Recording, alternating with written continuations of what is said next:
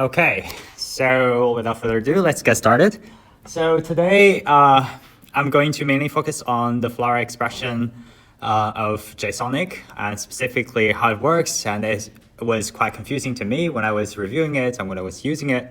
So I thought it would be maybe useful to go over it in detail, how it works. And also, we'll also touch upon something about compound index left over from last week's session. And also, we'll end up with some tips on JSONiq. Okay. Sorry, we'll end up with some tips on JSONiq. Hi. Okay.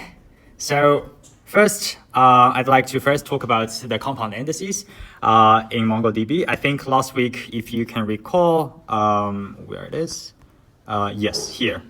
So last week we talked about the ordering, why ordering is really important when creating a restaurant. Well, not creating restaurants, when creating an index on a collection, right? Because the ordering, because the index is created first on bara in this example, then on cosine, because the cosine is sorted within the order of bara, right? So that's why when I was talking about this query, I said, well, because it's not an exact match of this prefix, right? So bara and cosine is not an exact match of this compound index. This query cannot benefit from this index. And it was kind of, spurious in the sense that, still we are matching one index, right? So I delved into it a little bit and I was thinking, well, it shouldn't be that like black and white, right? So it turns out that, well, although we can create a compound index on multiple fields, right? In this case, for example, we're creating a compound index on last name and first name.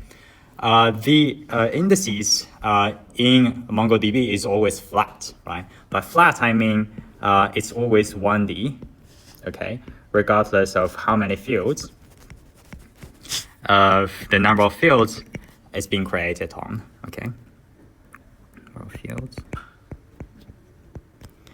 And in this case, for example, we're indexing first on last name and then first name. They're all in ascending order, right? And then what we're doing is that say, here we are grouping these two at the first index A, right? These are on the first group, in the first group, and the rest of the records are in the B group, right?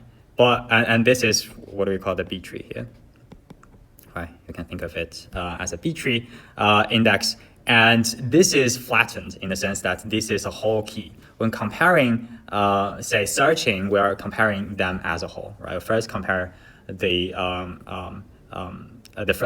last name and then compare the first name, right? And when, for example, we are searching for the first name, like starting with D, right? D something, then we still need to go into every single index group, right? First into B and into, first into A and into B to search for the name starting with D, right? Although, well, you might say maybe we have a collection of names that only have are all starting with either A or B, right? In that case, this can greatly still helpful for this query when we are creating this index, we are having this index. But what I wanted to say that asymptotically, right, if you can think of, in general cases where we have multiple keys, when you are searching for a non-prefix query, in this case, we still need to scan the whole key. So that's why when you are typing, for example, explaining with the execution statistics, the MongoDB will still say, well, I'm scanning the whole collection instead of using any keys. So yeah, that's why it still can be used, right? So here it still can be used as a filter according to the documentation. So in this case, this query still can use this index as a filter somehow by using partly the prefix, but still it's not as efficient and not as effective. Yeah, that's what I'd like to get back on to from last session. Okay. Any questions? All right. Okay. A question. Yeah. Here you are sorting first by last name and then by first name. Right. What if you would like to sort on last name, like ascending, and first name descending? Wouldn't that compound index make that faster? Right. So just to quickly reiterate the question, if I understood correctly. The question is, if we were to sort the last name and like ascending, first name, descending, would this index be helpful or not? Like be helpful in what sense? Like for which query? For this query, like searching for first name? Yes. Yes, so that's exactly right. According to the documentation, so if you are having the index in the exact reverse order, so as I've mentioned here, if the index is exactly reverse order, so what MongoDB would do is that it traverses directly from the backwards. Well, it wouldn't be directly inverse, because you would have 1 and minus 1.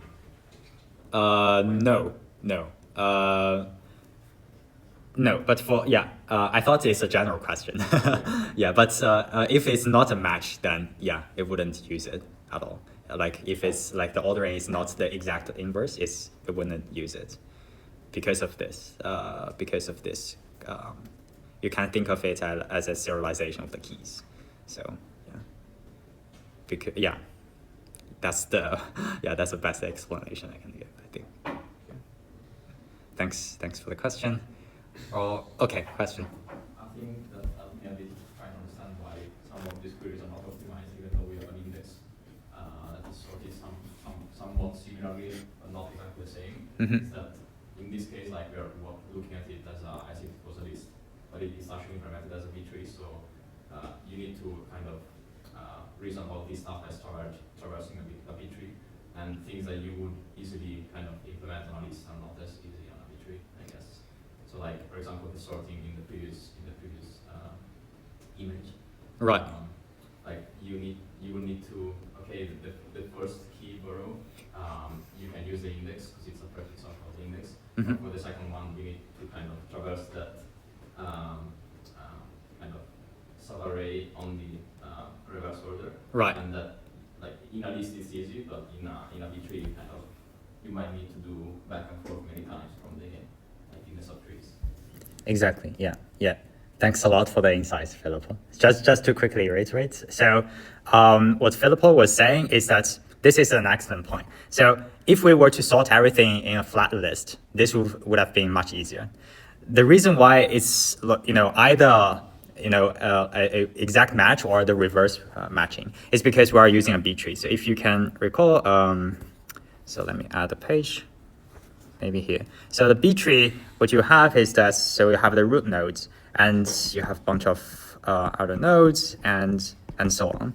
The reason why you can traverse the sorted order very efficiently is because once you are at a node, say you are traversing from here, you're finding, okay, the name starting from D, starting with D and everything here is D something. Is because it's a B-tree. Once you are getting to the bottom of it, you can go this scan very efficiently. The same goes another way. So if you go the other direction, you can go this very efficiently if you have the exact ordering. But if you say, you know what, I only have a subgroup and a subgroup somewhere else, this is, every access is relatively, asymptotically a random access. Unless you have a large group here. So yeah, it's basically the data structure that determines the complexity. A great point. Okay, let's move on. Next, I'd like to talk about JSONiq and specifically the stream of tuples, it handles. And I think I'm using the example from Filippo, so you don't have the right to answer this question here. But as a motivating example, I find this quite helpful. So in this case, what I'd like to ask you guys, so here what I want is that I have an array, right? I have a list of array A to B's, 3 C's, and I want to generate a set of tuples, basically the value and corresponding counters. How can I do this? And I have 4 proposals for you guys. A, B, C, and D. A, I just, for this array, I just group by X, and I count the array.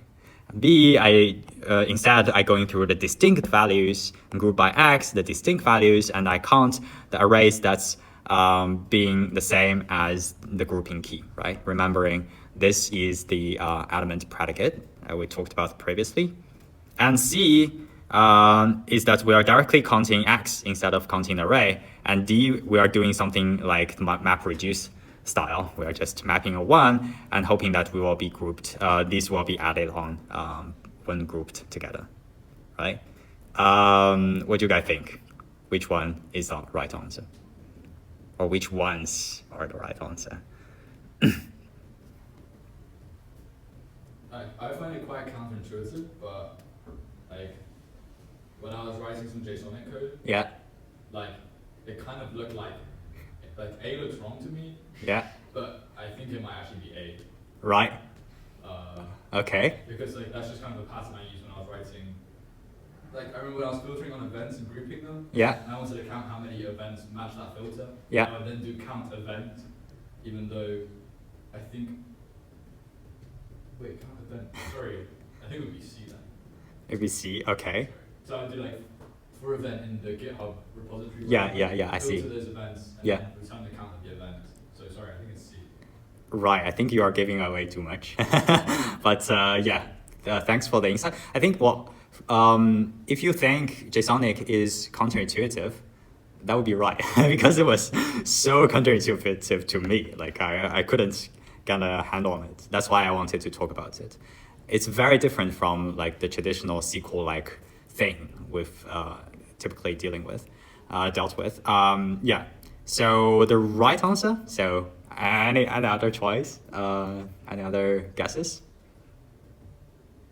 Apart from C.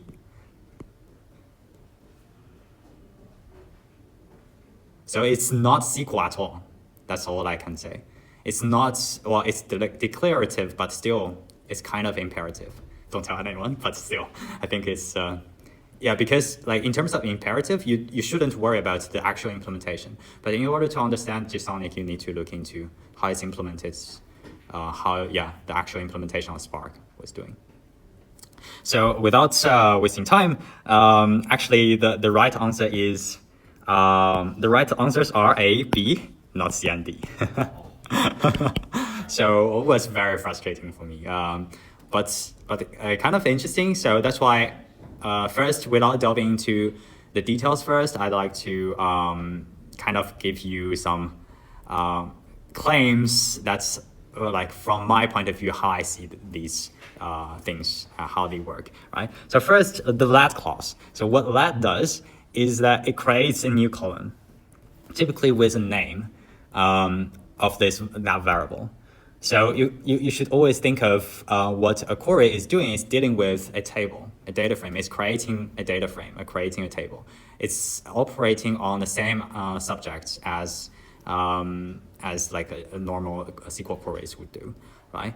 And so in that case, we have a data frame, and in this case, the output would be a data frame, and that is creating a new column in that data frame, right? And for is reshaping a list of values into a column, and we will see what that means. And then where is just a filter, right? It thieves out the stream of tuples coming in given a criterion.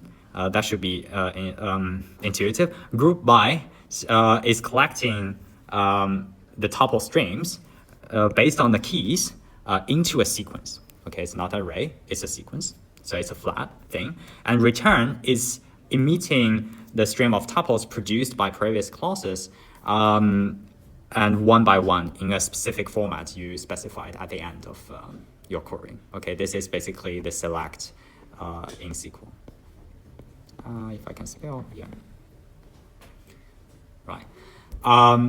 Yeah, so just keep that in mind. Let me walk you through that previous example, okay? So to break down this example, first we have the array, right? So here we have A, B, C, like this array.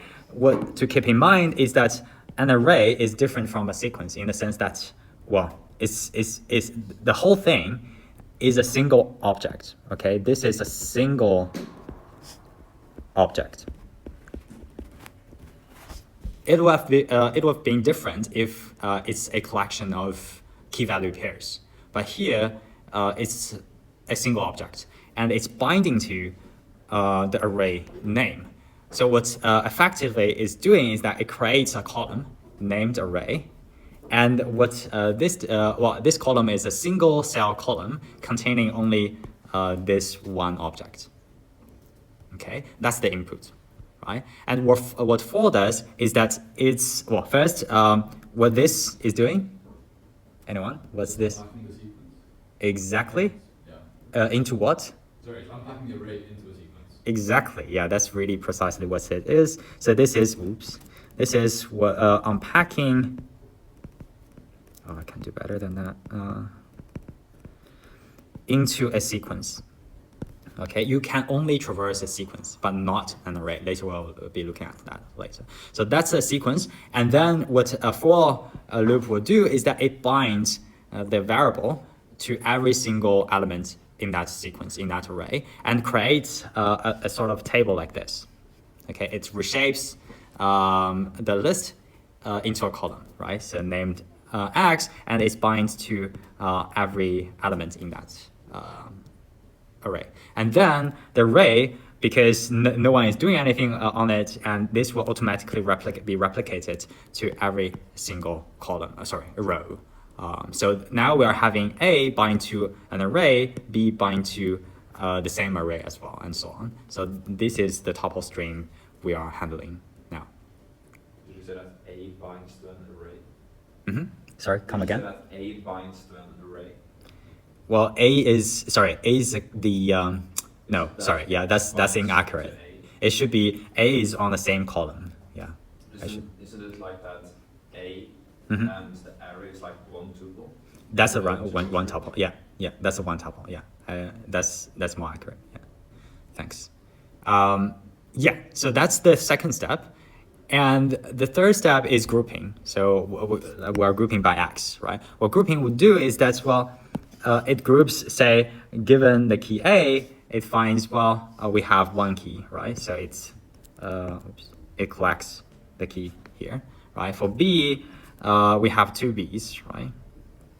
And it collects the same key based on the key, right? All the rest of the tuples into the array, right? I'm simplifying things, but yeah, the curly bracket, sorry, the square brackets represents the array object, right? And C is the same, right? We're collecting the C's, the arrays here.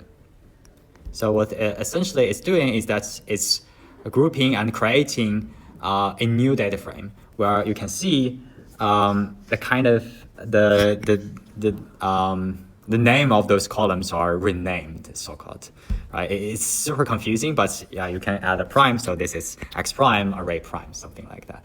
So, and then what return is doing, oh, by the way, this is a sequence. Okay, it's a flat structure.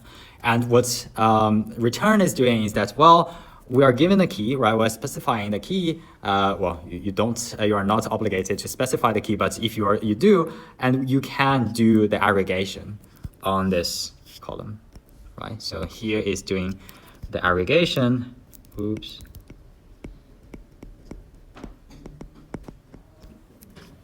On each.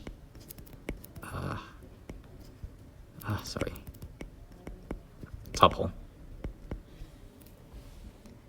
And so in some sense, it's indirectly counting the number of elements, right? That's why there are multiple ways of implementing this.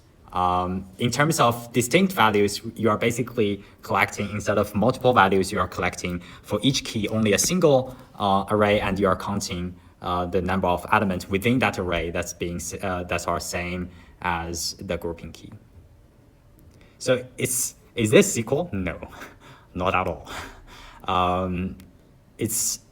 You still need to kind of wrap your head around this kind of implementation, the stream of tuples coming top down in order to understand how it works.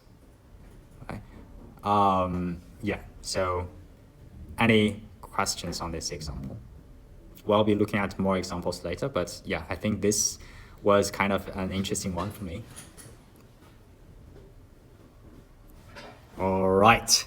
Okay, moving on. So there are more examples from the lecture. I think the animation was terrific. It helped me a lot in terms of understanding how it works. For example, in this case, we have the let statement. We're still binding X to a sequence. We're reshaping the sequence 1 to 5 into a column, and then we are creating a new column called Y. It's deducted from every element of the X by 2. This column, and then the return will emit every single tuple based on a specific format or expression, right? Same here, we're grouping by the Y's. The Y's are basically the parity here. For example, these are the odd number, and we are grouping. I don't know why this should be full. Then these are collected to this sequence. Right, so this is a sequence again. Right, same here. We are the filter is basically creating a binary mask, and given the binary mask, we are filtering out the last 3 tuples, and then we are emitting them using the return clause. Right, I think this should be more intuitive now. Right.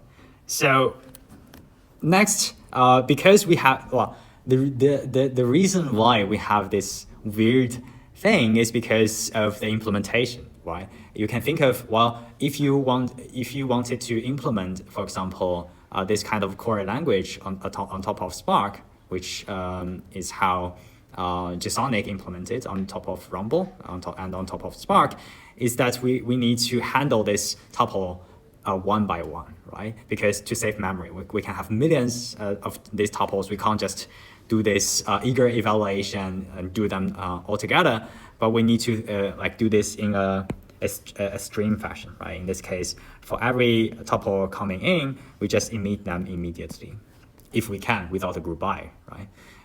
And that's why we are dealing with tuples and grouping them one after another, instead of like the typical mindset you have with the typical SQL queries, right?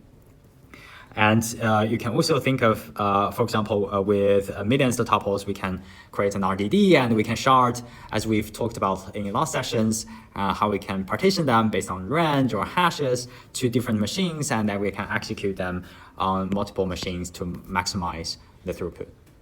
Question? How much garbage collection does JSONiq do? Like, say you create that column which relates to the where. Once you've done that filtering, you don't really need to keep it anymore. Does JSONiq like automatically drop that from the RDD or? Right. So the question is, how much garbage collection is JSONiq doing? Yeah. I think. Well, I didn't implement JSONiq, but in my opinion, I think it's doing none of them. I think garbage collection is typically dealt with RDDs automatically. Okay. So I forgot like which session we talked about JSONiq. How did you know what's live? Yes. So let me quickly find. Sorry, I'm keep getting back to the same. I think here. So yeah, I think this was one of the examples I gave when I was talking about RDDs, right? So for resilience or what they called, for redundancy or resiliency, we need to keep the track of multiple versions in case of failures, right? But as you can see, it's automatically, so if we were to have this 5 RDD safely calculated, all the previous value will be automatically discarded. So typically the garbage collection is dealt with by lower layers than JSONiq. JSONiq is more or less an interface or implementation. So RDDs typically have very good garbage collection, in my opinion. Yeah. But that's in the case where you've done some intermediate step and now you're safe. What if some value is having been used in the rest of the query, right? But it's still being carried around and the RDD is still carrying it. Oh, I see. Yeah, well, in that case, if if the user is still touching it, then yeah, it's really, yeah, I don't think the garbage collector would be that intelligent. Philip? I don't think the filter actually creates a new column. What it does is just does the filter on the RGB. So Spark already does this column creation for the filtering kind of automatically implicitly. So you don't really create a new column. Right. I think that's correct. Yeah, filter is not creating. Yeah, I think it's a native implementation directly, if I remember correctly. Yeah, but intuitively you can think of it. Yeah, but yeah, the filtering, for example, where clause. Later, I think I will cover it. But yeah, for different clauses, they have different implementation in terms of optimizing the execution time because they wanted to publish a paper, so you know. Anyway, so yeah, I think JSON has also covered this in the class. So basically, given the query you're written, it's translated or it's parsed into this abstract syntax tree, and then it's further abstract to a high level, this expression tree capturing the logic and expression that you learned in the compiler class, and then you have the iterator tree where you're really dealing with the low-level stream of tuples. And typically, once it's implemented, I'm still stealing stealing some slides from the lecture. I think it's a really nicely illustrated. So here we are binding person, for example, parsing the file to the person, and in this case, what it's doing is creating a new column still, right? So this is a new column, and the whole thing is serialized to the binary format.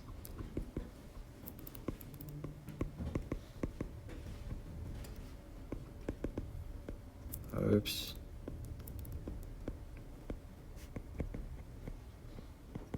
And if you can recall from the last sessions, there are multiple ways to cache those records in memory, right? You can cache as a JVM native object, or you can, those are deserialized, or you can cache those serialized binary objects.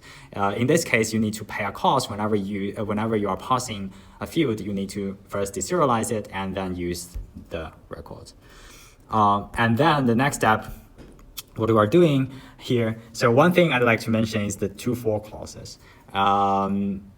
What does this translate to? If you have to-for, so a join between them. Can you be a bit more specific? It's like a Cartesian product, and then maybe you'll do like a filter afterwards. Yeah, exactly. So it translates to a Cartesian product between the person column and the country column, right? So this is. You can see we have a country field, and what it's doing is that for D, I, C, these different countries, we are creating a Cartesian product with the same person record, right? They are the same.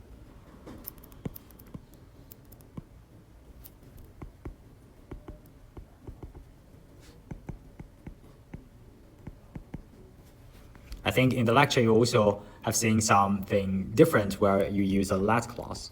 So what the let clause is doing, as we've previously saw, is that it binds this variable directly to the whole thing, right? In that case, it wouldn't create a Cartesian product, but it creates a new column and with the country subject, the array directly. Question? I don't know what better way to do this. Like the whole point of kind of part of this course was we want nested data so that we don't do joins that blow everything up to a large scale.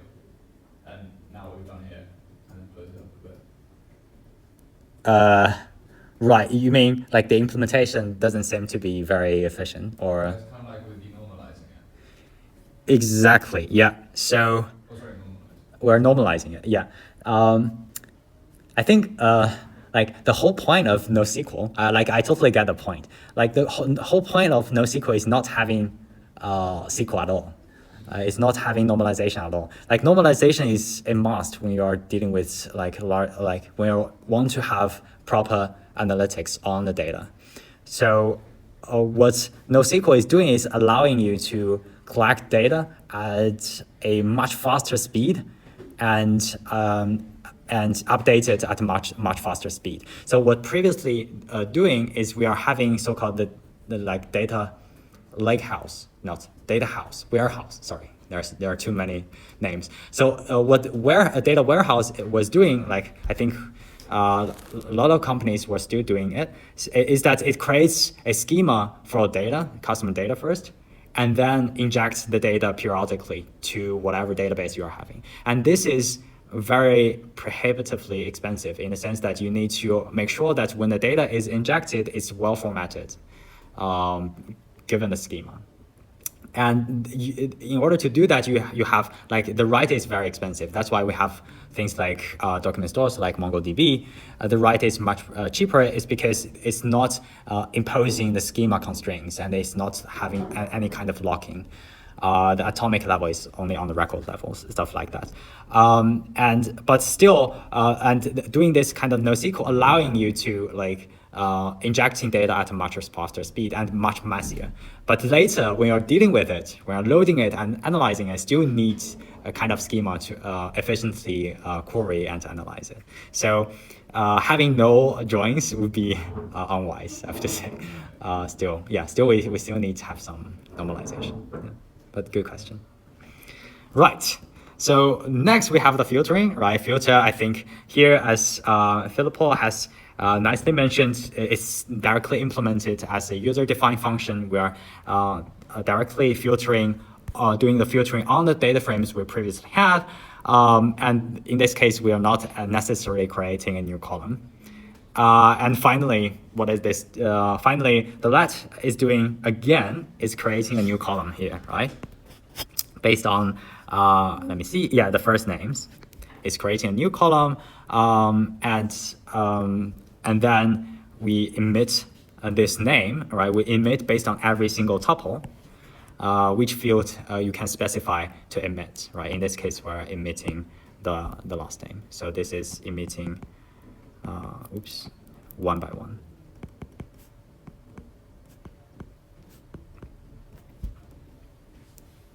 Right? Any questions? So I really wanted to to delve into a bit deeper into this their inner workings, because like if you just if you're just eyeballing the queries, they are quite similar to SQL.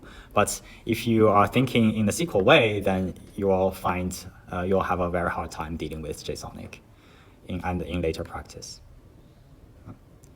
So always think of them as a stream of tuples, and you are dealing with them one by one. And always keep in mind not the semantics of those clauses, but the actual effect of those clauses. Like let is creating a new column for group by and return. Okay. And at last, I'd like to emphasize a few final tips. So first, yeah, as I've mentioned, you can't really directly iterate over an array, right? So in this case, what you are doing is still you are binding the variable I to the whole thing. So it's outputting the array as a single item. So this is a single item. Oops. Right? In order to iterate every single element in this array, you need to use the unpacking, right? So you are unpacking this into a flat sequence, and which contains 3 items. These are the ints. Okay, just to quickly draw attention to this. And you also have this so-called implicit existential quantification. What it means is that, well, we are using the equal, this equal is not the same as equal, right? This is kind of same as the LaTeX you usually use. The reason being that this is comparing the values, right? Literal values, but this is checking, well, whether or not one of the elements in the sequence is equal to 5, right? And same being here, this is basically a range from 1 to 10, and this is a range from 9 to 20, and this is comparing if there is any element in this range being greater than any elements in this range, right? So yeah, that's what I wanted to mention. Be careful when you're using these comparators. All right. Any questions? Nope. Okay. Yeah. Let me see. That's all I have for this session. Let me check if I've missed anything. Nope. Yeah, so that's all the things I'd like to cover. Yeah, I will upload the notes to my repository. Feel free to check it out. And I will stick around for any remaining questions about the lectures or exercises or quizzes. But yeah, I think practice, right? Practice makes it perfect. But yeah, just try a bunch of queries and make more examples and questions for yourself. Yeah, one question? Is it some place where you can find like JSONiq questions, like where you can implement queries? Because in the exercise it was like we didn't write our own queries, we just executed previously made queries. Right. The question is there any are there any resources or questions you can practice? I think no. That's why I found it's really hard to get my head around this concept. One thing you can do is to use ChatGPT. Well, I mean, the concept of FLWOR expression is not new. Like, it's been implemented a long time ago. You can just, and JSONiq is not new either. So you just ask, well, you will be given one thing. You will be given the dataset you will be using in the exam a week prior to the exam, I think. And then you can have the schema and you can create your own questions. You just dump the schema to the ChatGPT or whatever and ask it to create a bunch of questions. And you can practice along with that. But yeah, or you can create being creative. I think at that time I was creating some testing queries with my friends, or testing with each other, but that was lots of fun. But you can also do that. Nowadays you have more advanced tools, so you don't need humans. So yeah. But anyway, yeah, that's all I have. Thanks a lot, and yeah, I will stick around. Thanks.